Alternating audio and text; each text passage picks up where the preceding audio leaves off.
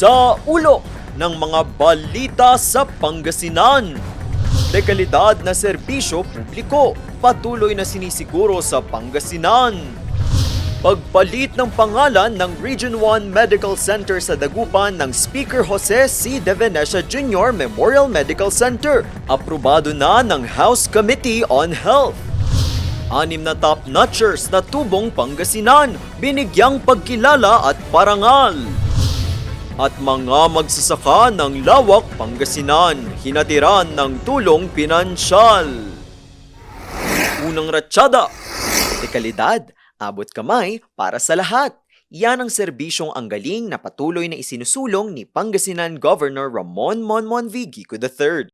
At para sa kanya, bawat sektor, bawat miyembro ng lipunan ay may halaga, kaya't dapat maihatid sa kanila ang mga kinakailangang serbisyo. Para nga mas maisulong at mapaigting pa ang magandang nasimulan ng kanyang administrasyon, muli siyang nakipagpulong sa mga department heads ng probinsya. Layunin nito na masiguro ang tuloy-tuloy at mas pinalakas na serbisyo sa bawat Pangasinense. Pinag-usapan din ang mga programa at mga hakbang para mas mailapit pa ang mga ito sa komunidad, dahil bawat Pangasinense ay mahalaga. Aprobado na sa House Committee on Health ang House Bill No. 8454 na naglalayong palitan ang pangalan ng Region 1 Medical Center sa Dagupan City at gawin itong Speaker Jose C. De Venecia Jr. Memorial Medical Center.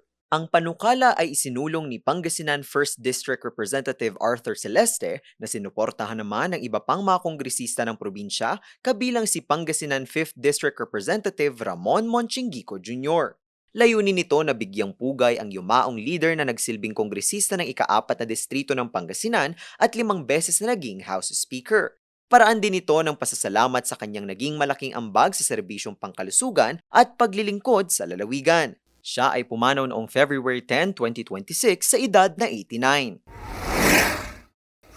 6 na top-notchers na tubong Pangasinan ang tumanggap ng parangal at cash incentives mula sa pamahalaang panlalawigan ng Pangasinan bilang pagkilala sa kanilang naging tagumpay sa iba't ibang licensure examinations. Kabilang dito ang top 1 sa October 2025 Electronics Licensure Examination na si Andre John Chu. Top 2 naman sa October 2025 Certified Public Accountant Licensure Examination si Hannah Katrina De Vera. Kasama rin sa ginawaran ang top 4 ng November 2024 Philippine Nurse Licensure Examination na si Tricia Nicole Ollier. Hindi rin nagpahuli sina Sofia Marie Cancino, top 8 ng October 2025 si Pale, Kyla de Guzman, top 10 sa November 2025 PNLE, at Sofia Lorraine Songkuan, top 10 ng November 2024 PNLE. Patuloy namang sinusuportahan at kinikilala ni Pangasinan Governor Ramon Monmon V. Gico III at ng buong pamahalaang panlalawigan ang husay ng mga kabataang Pangasinense. Ang mga top-notchers ay nagsisilbi raw inspirasyon sa mga programa pang pang-edukasyon na isinusulong sa probinsya para mas maraming mga Pangasinense ang magkaroon ng pagkakataong makapag-aral at umunlad sa buhay.